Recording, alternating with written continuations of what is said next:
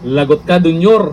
May mga resibo na inilatag kanina sa oral arguments dyan sa Supreme Court at eto ang matindi. May utos ang korte. Ano nga ba yan? Nako, Auntie Claire, ano yung sinasabi nyo nakaraan na Duterte, sa panahon ni Duterte, ang may matinding korupsyon? Eto, may resibo. Ayon dito, sa post po ni Jason Sa. Thank you, Senior Associate Justice Marivic MBF Leonen.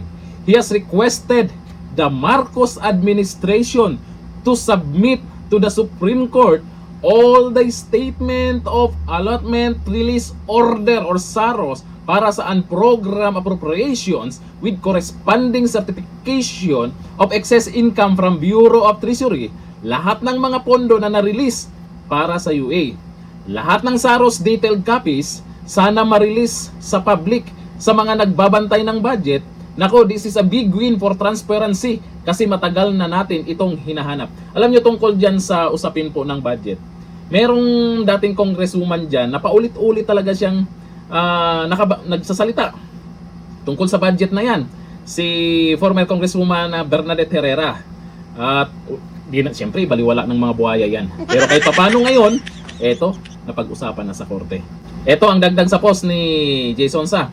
But what we are really very curious about ay doon sa mga pondong galing sa PhilHealth, PDIC, GSIS, SSS.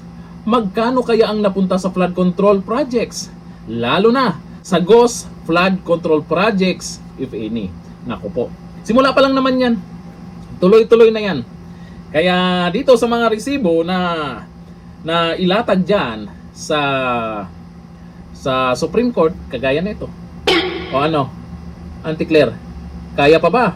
Sige nga, magsalita nga kayo tungkol dito sa mga resibo. O ayon dito, Auntie Claire, heto ang resibo. Ibig sabihin, hindi po pwede yung estilo mong bulok na kung sumagot ay pabalang at saka mo pasabihin nagsimula ang lahat sa panahon ng mga Duterte. O ayan, ang nagdudumilat na katotohanan.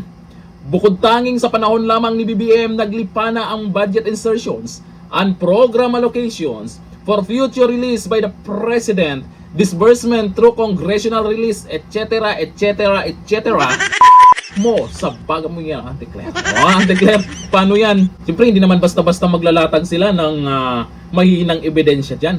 Makikita po natin sa mga inilatag na resibo dyan kanina, ay talagang ang laki ng itinaas. Ilang porsyento ang itinaas ng sa panahon ngayon.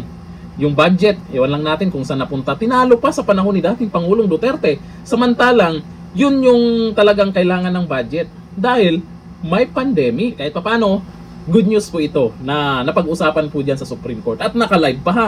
Naririnig natin yung mga boses nila dyan. Nakikita natin yung paglatag ng mga resibo. Kaya ang sabi-sabi din ng iba ngayon, kaya may mga kumakalat ngayon na issue, yung tungkol sa stage 4, at kung ano-ano yung mga issue. Ang sabi ng iba, ay nag-iingay lang yan sila, nagpakalat lang ng fake news para lang kung ano yung mapag-usapan at hindi mapapansin itong live ng Supreme Court tungkol po sa budget insertions. Ang tanong dyan, yung kumakalat ba ngayon na balita, ay fake news nga ba talaga yon? Kung fake news man yun, di wow, ganun lang yun. Buti na lang, may Supreme Court, gumalaw na at kinakabahan na ang mga buhaya.